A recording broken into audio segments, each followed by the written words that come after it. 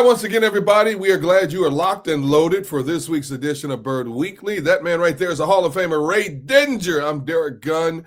And hopefully your heart rate has calmed down a little bit because for a third consecutive week, this Eagles team keeps you on the edge of your seats, but they find a way to win, which is the most important thing. And Ray, be honest, when it was 26-7, did you think this game was over?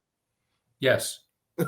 I cannot tell a lie. I did. I mean, there was at that time, early in third quarter, there was nothing. If you were an Eagles fan, there was nothing you could grab a hold of that made you feel good. There was nothing. There was nothing happening. I mean, there was nothing there that you thought, well, maybe they can kind of get it together, or they were. I mean, they were out of the game. I mean, it was the Rams game. Totally. They were in complete control. So I had no expectation. A little bit going to as bad as they played in the first half, you're thinking, okay, they get the ball to start the second half. Maybe they put together a drive, they score, and they're back in the game. But then your first possession of the second half, you wind up quarterback gets sacked and fumbles. Rams pick it up, and now they put another 7 points on it. Yeah. And at that point, I thought, no, there's no way they can come back. Here we are 24 hours later, and I still can't believe they came back. I'm still trying to process what we saw, because that was a good team. Yes, it was. That was not just a so-so kind of team that came in here. The Rams, I mean, they're going to be a playoff team. There's no question about that. And the Eagles very well may play them again. I mean, this may be a year like last year where you have to beat these guys twice. But for the Eagles to come back and do what they did yesterday, pretty damn impressive. I mean, what they did in the fourth quarter and what Jalen Hurts was able to do in getting that offense going was pretty impressive. And I could tell, it's really funny. I mean, you can tell a lot by Nick Sirianni's press conference, not so much by what he says, but the emotion that he demonstrates. And it was clear that he was pretty emotional about this because he knew this was a big effort by his team and a very, very big win. Right. To me, it felt like in the first half, this Eagles team was playing not to lose a game. The run calls, they kept trying to run Saquon between the tackles, wouldn't run him to the outside. I still don't understand that. Why you're not running this man more to the outside? The receivers weren't getting open, or Jalen was just holding the ball too long and would not just put the ball in harm's way in any way, shape, or form. Once they jumped out to that 7-0 lead, it was like, okay, we got what we wanted. Now let's just coast from here for a while. And, people are screaming, what the heck kind of offense is Kevin Patullo calling here? And, of course, it backfired on him over the first 30 minutes. Yeah, it did. It did. And there didn't seem to be I mean, there was nothing there. If you're rooting for the Philadelphia side, there's nothing there to give you any confidence. I mean, you're down by 19 points. Yeah. And you're missing Lane Johnson, which is a big loss. And you're getting beaten up on that one side of the line because of it. You're looking at that and saying, there's no way they can come back and win this game. Not against a good team, they can't. But, I think there are lessons to be taken away from this, I think. Yeah. And clearly at this point, look, bottom line here is 3-0 is 3-0. Okay. And you're 3-0 and you've played a pretty tough schedule so far. They've all been close games. They were all nip and tuck in the fourth quarter. But I think that's going to be the way it's going to be most of this season. You and I talked about that last week. Yeah. I think, strap yourself in because I think you're going to see a lot of games like this. But, you come back to it and you say, Saquon Barkley averaging 3.3 yards per carry through 3 games. Yeah. At some point that's got to change. At some point the coaches and everybody have to sit down. They have to start figuring out how to get him. I'm not saying back on a 2,000-yard pace. I don't think we're ever going to see that again. But get him back to where he's cranking out the yards again. And when he's getting the ball, he's getting opportunities to do something with it. Because right now he's not. Ray, I think the word is out. Crowd the line of scrimmage. Take your chances against the receivers one-on-one. Because I don't think, and I said this in our first show, I don't think Saquon's going to get close, and obviously not after 3 games, to 2,000 yards this season.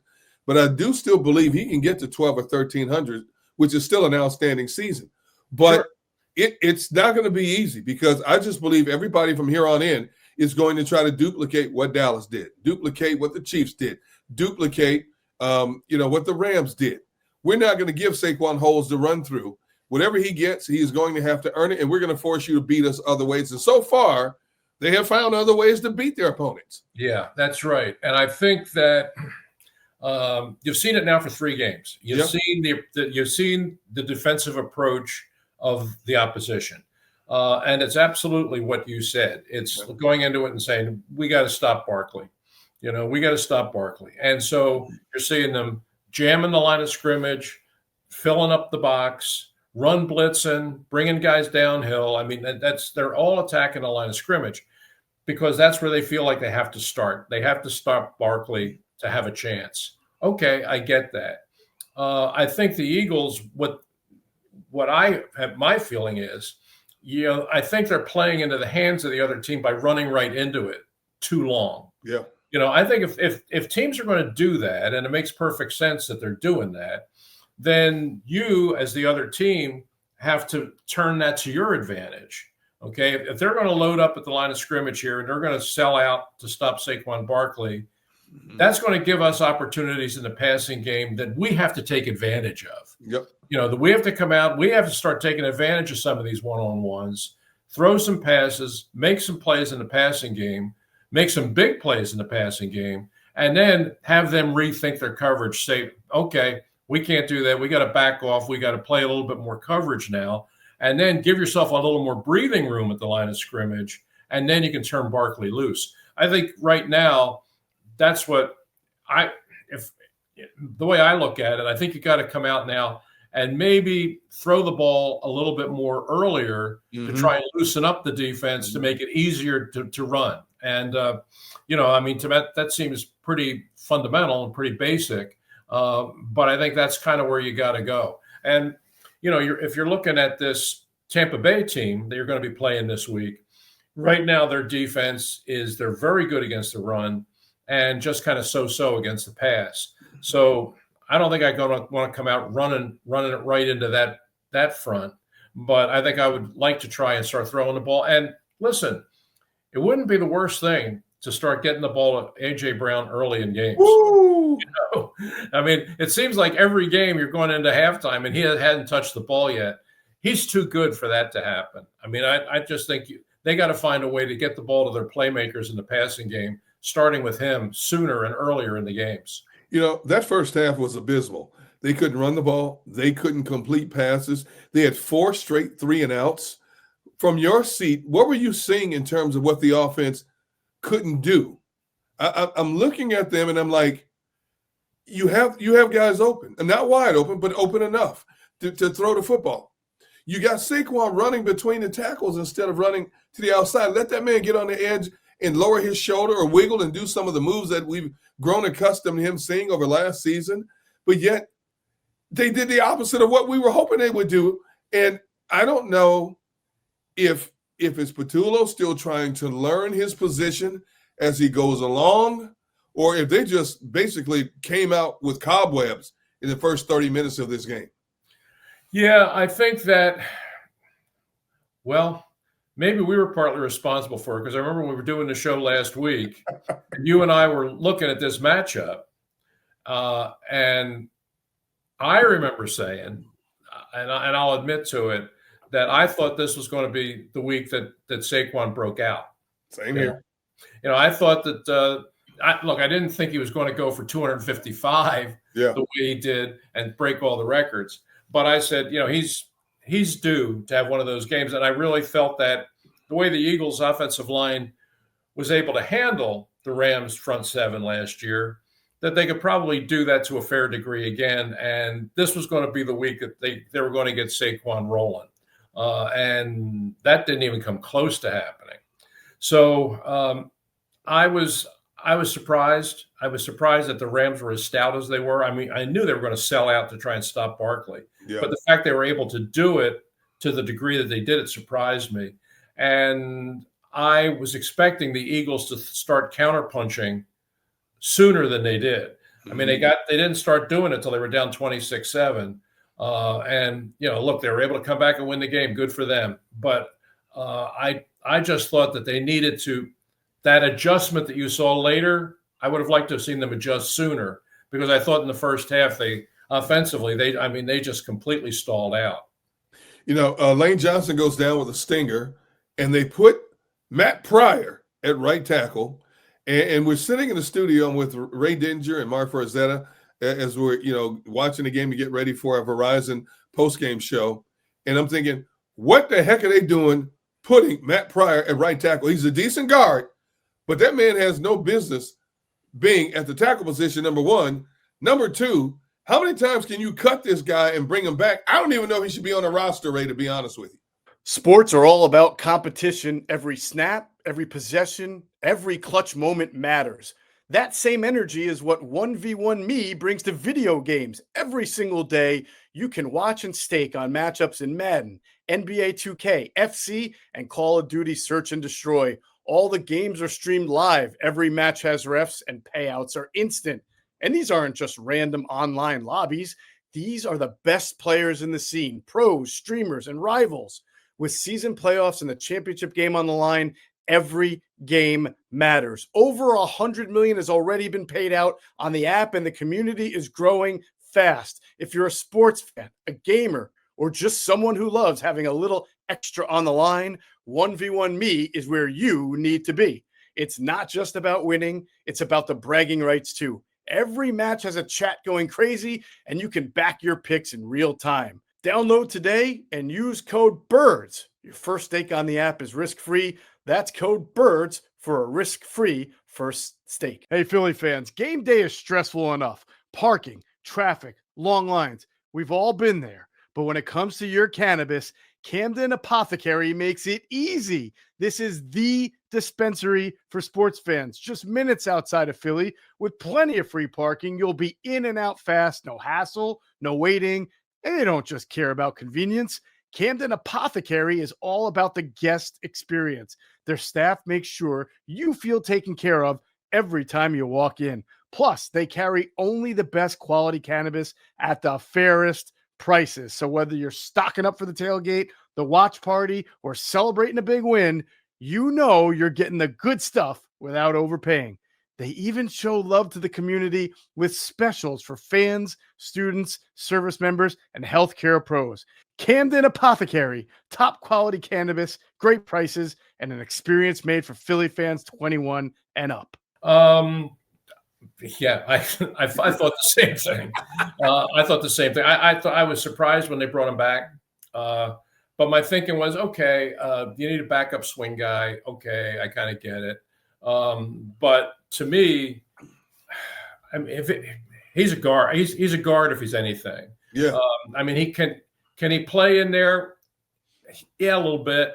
But you sure as heck don't want him outside. You know, he is not a tackle.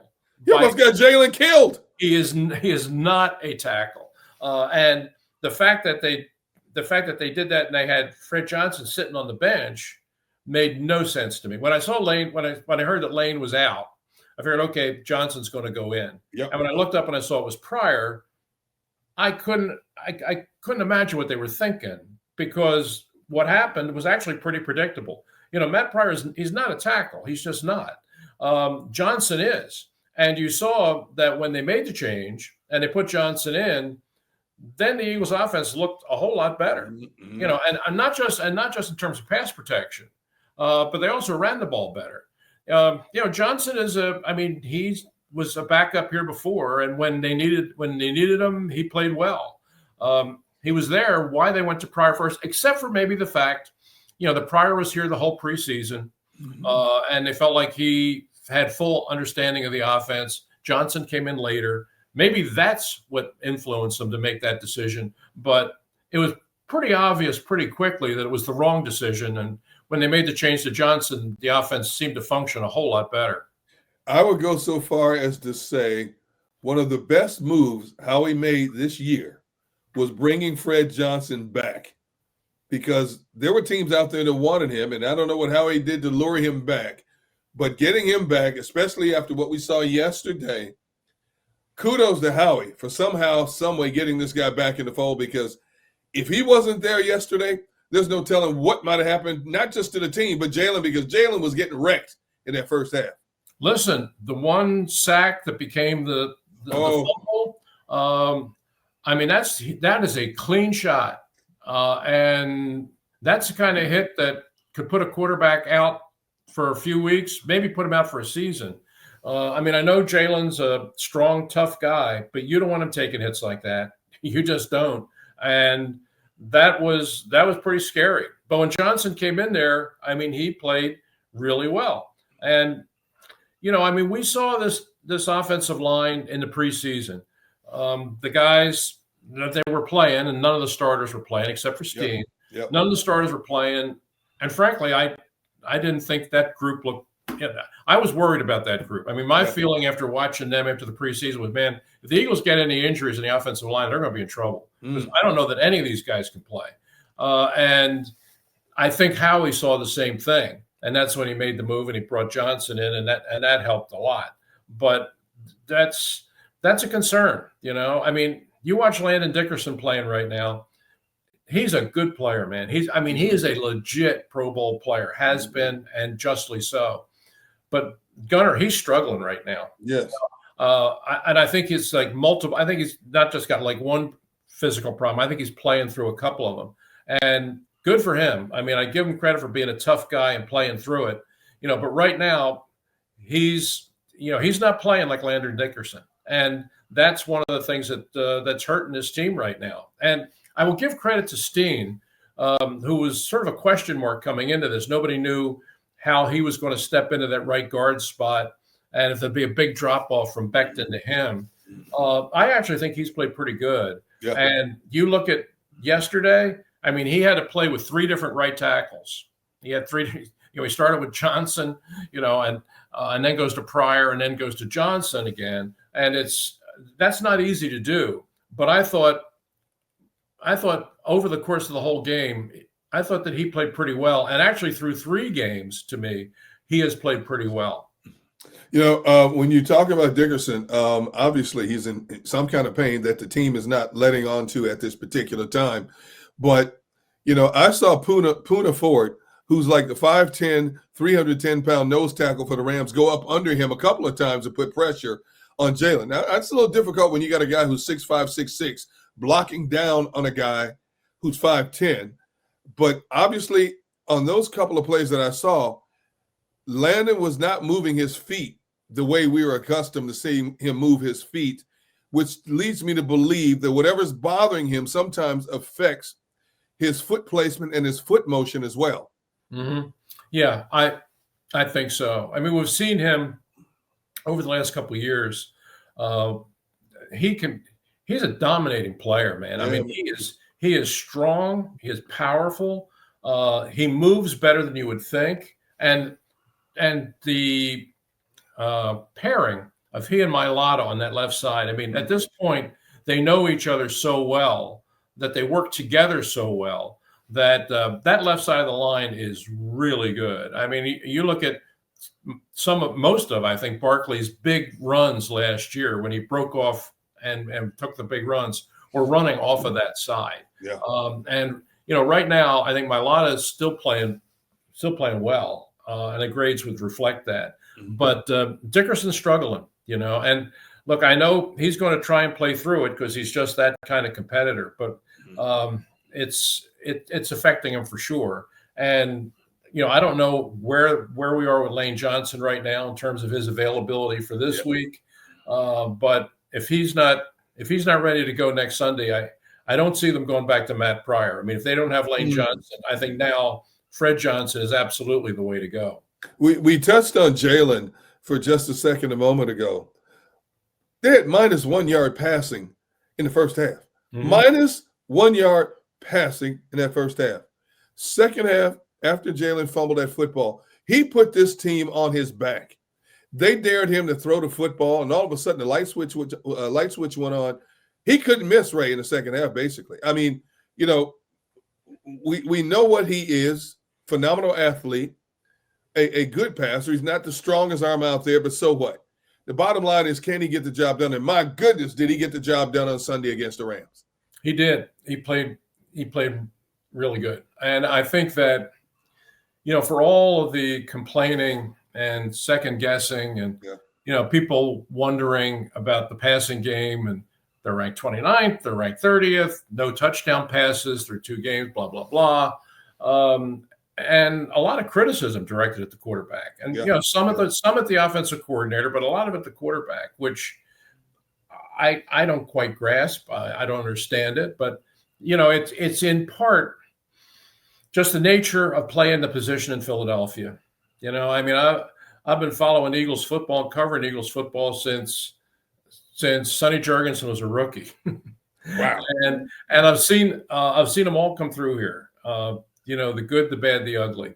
And they all get it. If you're playing quarterback in this town is not easy. Playing quarterback in the NFL is not easy, but playing quarterback in Philadelphia is really not easy. And here's a guy that's just won the Super Bowl, was your MVP. And here we are, they're already questioning him and asking, is this his prove it year?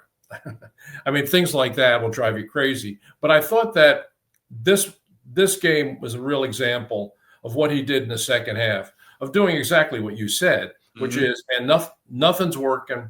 We're not running the ball at all right now.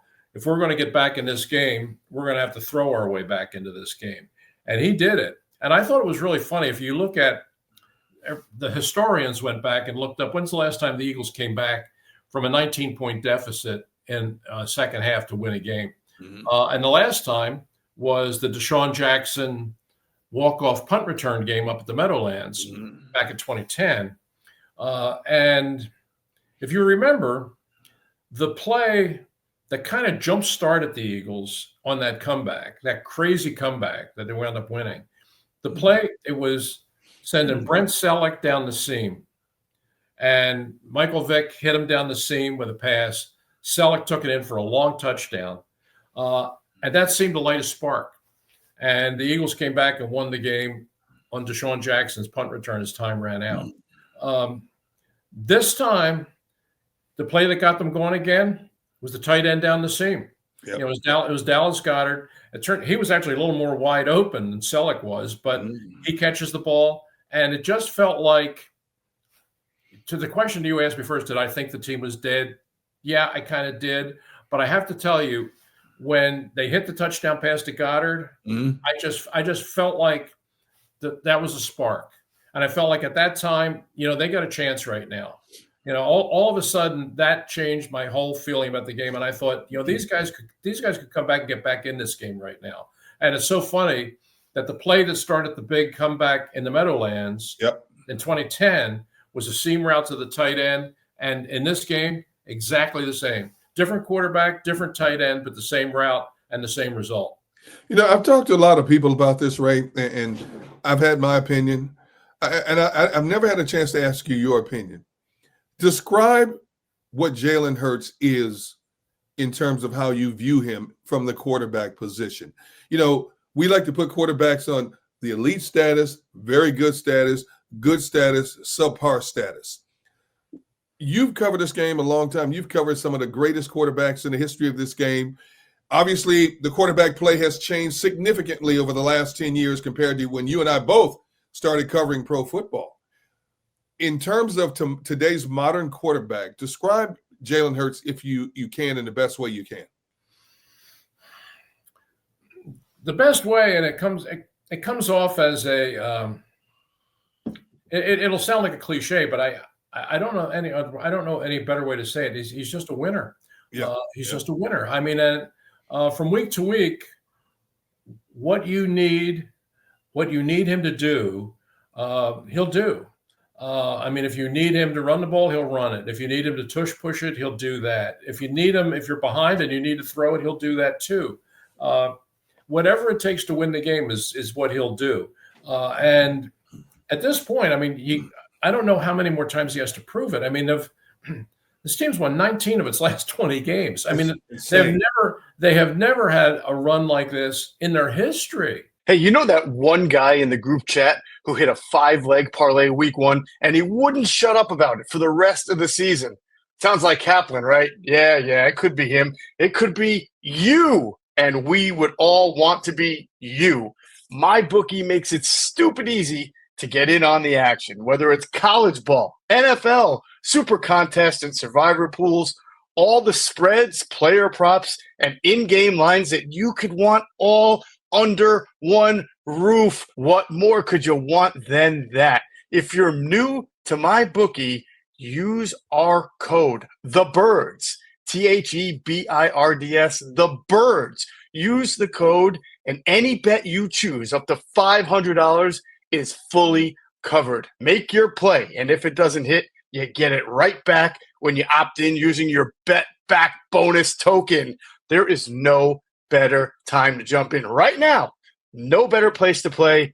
Football is back. Let's make some money with MyBookie. Hey, fall is planting season. Did you know that many plants and trees actually do better when planted this time of the year? But you got to know where to start, and that's why I love fastgrowingtrees.com. Doesn't matter if you live in the sunny south or if the air's getting a little chilly where you are, the plant experts can help you find the perfect fit for your space. They've got everything your yard needs: fruit trees, privacy trees, shrubs, flowering trees, so much more. And Fast Growing Trees makes it so easy for you to have your dream yard because you can order online and get your plants delivered directly to your door. If you're like me, you're tired of spending way too much money on landscaping. And if you walk into one of those nurseries and you look at all the stuff they have, you have no idea where to begin. That's why you need fastgrowingtrees.com. Doesn't matter about the size of your yard. They got over 6,000 plants to fit any space, and a 14-point quality checklist ensures you will get the best quality plants possible. This fall, they have the best deals for your yard, up to half off on select plants and other deals. And listeners to our show get 15% off their first purchase when using the code BIRDS at checkout. 15% off at fastgrowingtrees.com using the code BIRDS at checkout. Now's the perfect time to plant. Use BIRDS to save today. The offer is valid for a limited time. Terms and conditions may apply. Check out the link below or in the show notes and support the show. I mean, the history of this franchise, they've never won 19 out of 20, ever. So if you're on that kind of track and you're having that kind of consistent success, winning week after week after week, finding ways to win week after week after week against all different kinds of opponents, then you got to go to the guy who's the trigger man. And he's obviously, from week to week, he's making the plays that allow you to win. And more importantly, he's not making the mistakes that will cause you to lose. And that's kind of where Hurts is at this point in his career. And I think that a little bit to the beginning of this year, this team and the coaching staff, and I understand it, were so wrapped up in the idea of winning, giveaway, takeaway. In other words, and it starts with don't turn the ball over, don't turn the ball over. And that is preached and that is practiced with this team every day. And I understand it. I mean, if you look at giveaway, takeaway across the NFL, that's absolutely the bottom line between winning and losing teams. I totally get that. But it seemed to me with some of the play calling now, it just seemed so conservative. And some of the formation allocation fell to me in very predictable patterns that I think they became an easier team to play against. And I think they have to kind of review all that and maybe loosen it up a little bit now moving forward. Because you don't want to have Barkley averaging 3.3 yards per carry per week. I mean, nobody expects him to do 2,000 yards again. You don't, I don't, nobody should. Right. But I think they can get him back to being a game-changing back. I mean, 100-yard pretty consistently kind of back. But they need to loosen up the defense a little bit more, get them off the line of scrimmage. And the way to do that is by throwing the ball. And you have excellent receivers here. You have Brown, you have Smith, you have Goddard, you have Dodson in the slot. I mean, it's not like you have substandard receivers. I mean, you have a group of receivers that's as good, if not better, than anybody in the league. you got to run through them sometimes too.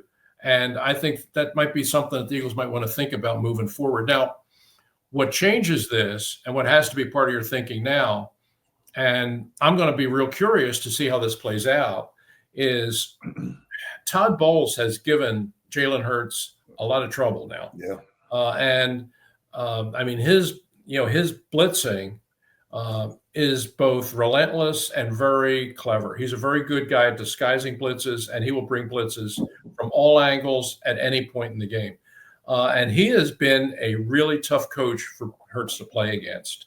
And I think that's going to be the challenge for Hurts and for Patullo and for Nick Sirianni this week, is to put together a game plan. Look, they know what Todd is. They know what he's going to do. In that sense, he's fairly predictable. The Eagles need this week to figure out a better plan to take down to Tampa than the one they took down there the last couple of times. Ray, go back to the Eagles' offensive line for just a moment, because I'm just thinking now, even with Lane in there, we were talking about how defenses are stacking the box against the Eagles' offensive line. But if you go back to last year, teams also stacked the line of scrimmage, but they were able to move people consistently off the ball, i.e., which led to Saquon getting his 2,000 yards. Why do you think it's so different now? I've seen offensive linemen miss blocks. I've seen them not sustaining blocks in some instances, but I don't understand why they're having such difficulty finding a measure of consistency, whether it's in the second quarter, third quarter, fourth quarter, in terms of freeing up Saquon more. Yeah, I mean, simply put, they just haven't played that well. I mean, for an offensive line that is as good as we know this is, for an offensive line that is as decorated as they are with Pro Bowl invitations and everything, they haven't played as well. They just haven't. Now, part of it, we already talked about Dickerson, that you and I both feel he's playing, but he's playing hurt.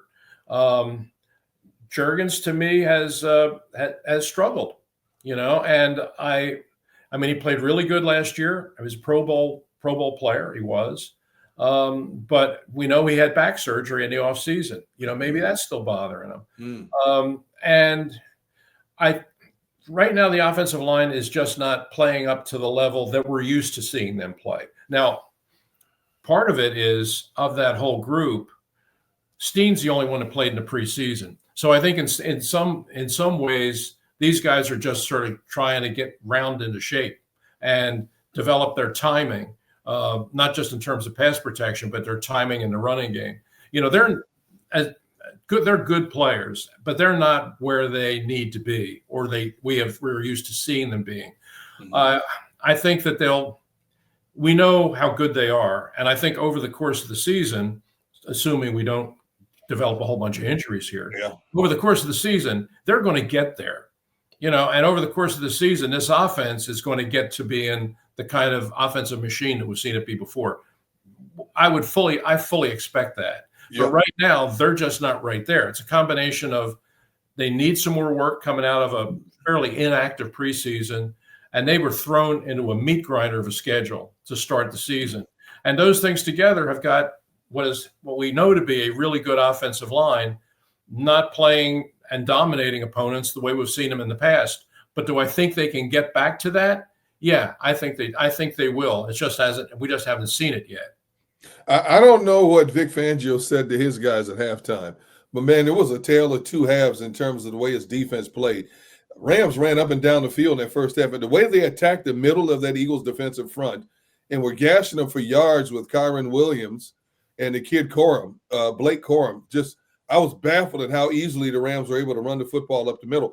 But somehow, some way, they were able to clamp down in the second half after that initial gaffe, which allowed the Rams to go up 26-7. They got the Rams off the field offensively.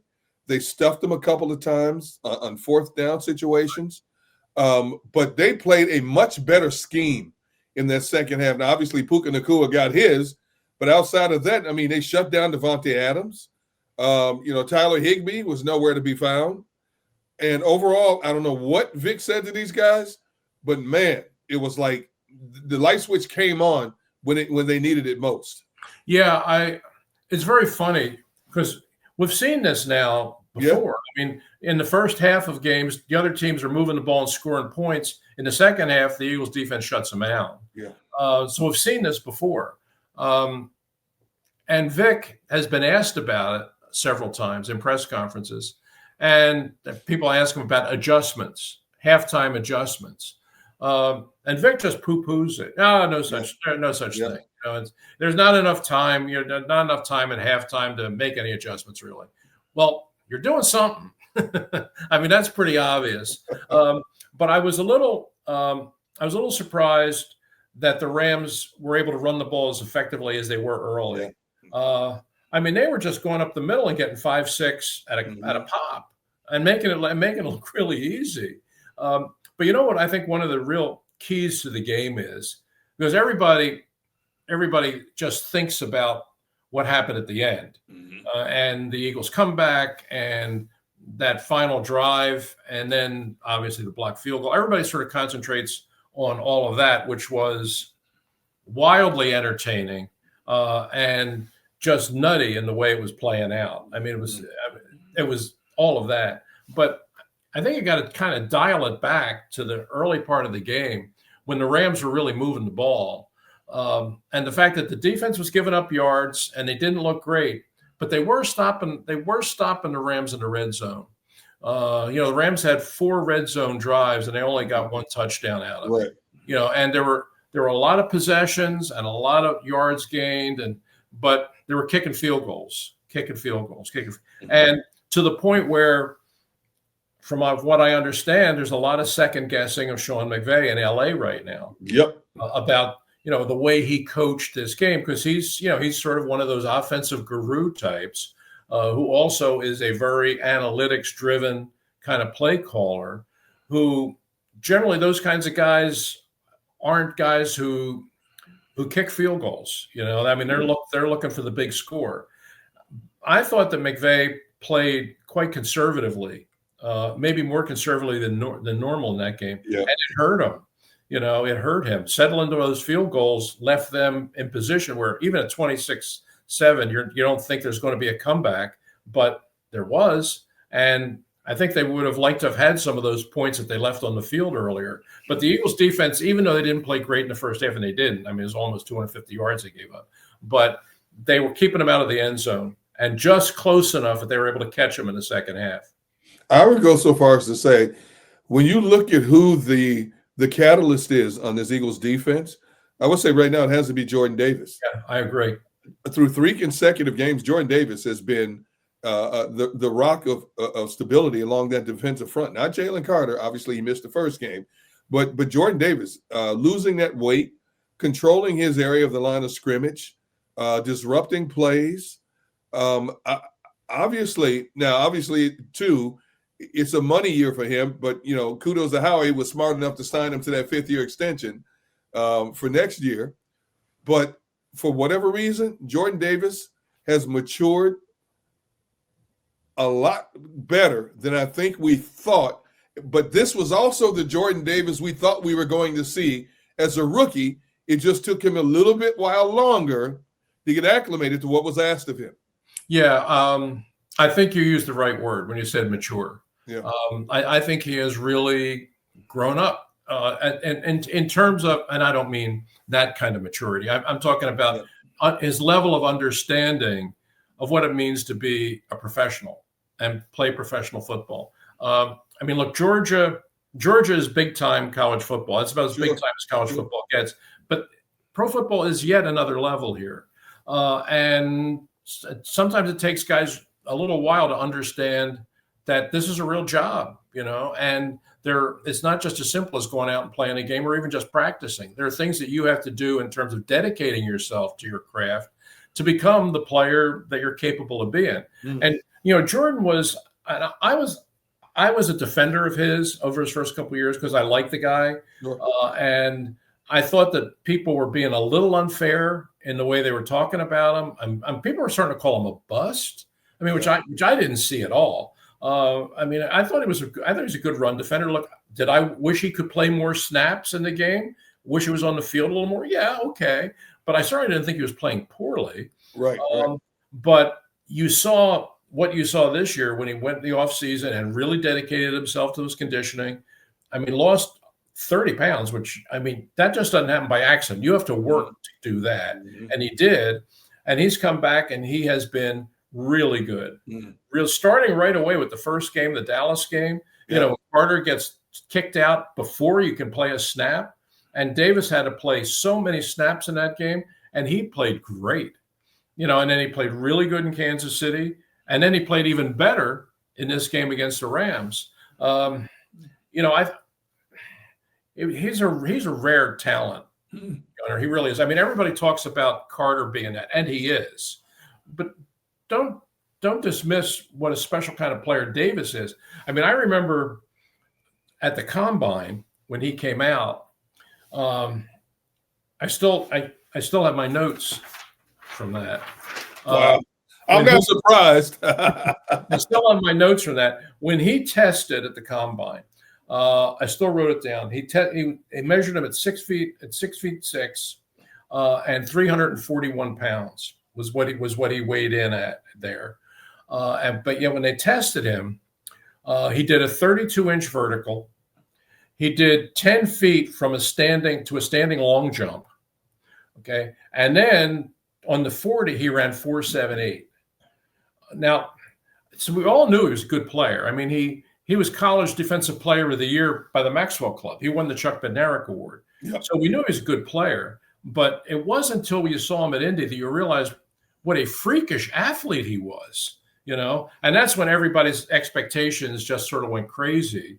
And the Eagles picked him high in the draft, and he came in. And I always thought he played well. But to this point, I mean, he's never been what he is right now. And the conditioning part of it, getting in shape part of it, and I think just learning the ways of the NFL has taken him up to a spot where I agree with you. I mean, we came into this season and everybody kind of said, well, the whole defense revolves around Jalen Carter. And in some sense it does because he commands so many double teams. But right now through 3 games, if you're looking for who the most productive guy on the defensive line is, it's been Jordan Davis. I mean, you can make the case for Zach Bond being an overall, but in terms of what's happening up front, Jordan Davis is playing lights out.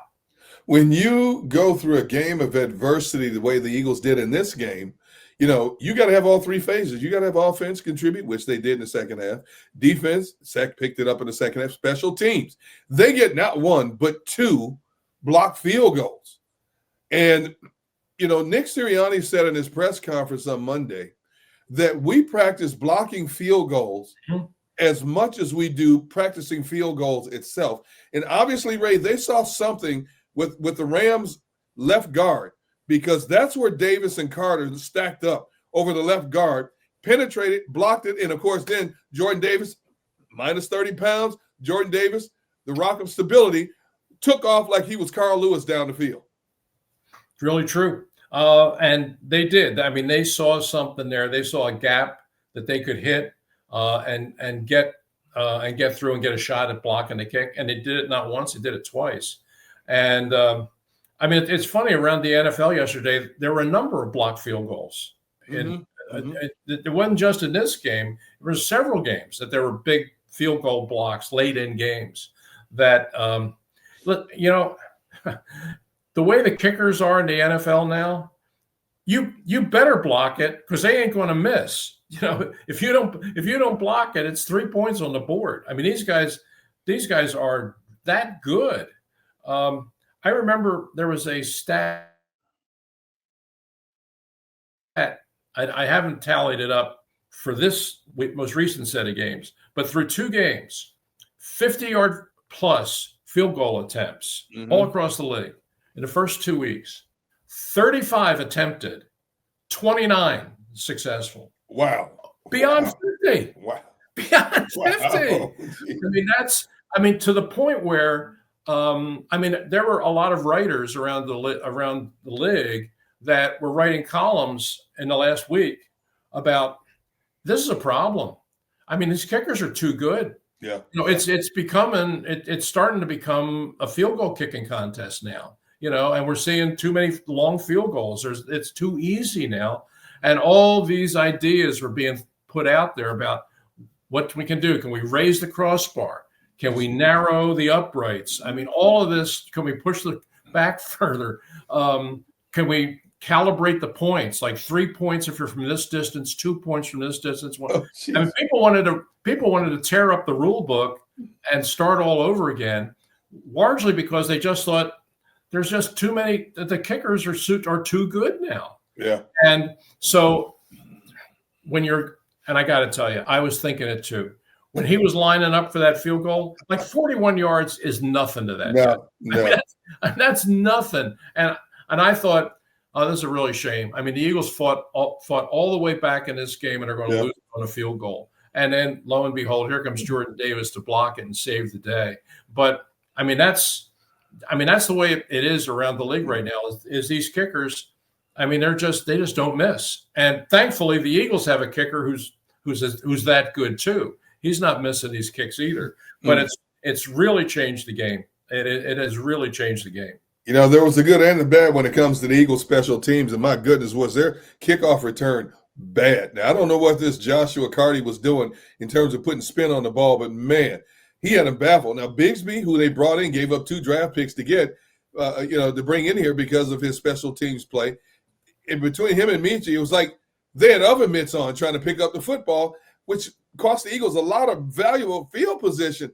Now, obviously, they're going to have to work on that a lot this week because I guarantee you Tampa Bay is going to try some of the same stuff. Look at where the Eagles' drives were starting. Yeah. Where their drives were starting. I mean, I wrote that down. They started 19, the 9, the 14, the 10. That's a tough way to play football with that kind of field position. And it was happening over and over again. I don't know what they do. I really don't know what they do, but they can't keep doing that. I mean, they have to find some answer for it because, I mean, if the Rams had that kind of success with it, other teams are going to try it too. Of course they will. And you watch other teams in other games. I mean, this rules thing and this new kickoff thing, I mean, the owners competition committee wanted to get more returns in the game. They were tired of the touchback thing, which I understand. But you're saying teams are pretty consistently getting it out to 30, 35. I mean, that's pretty common now. Yeah.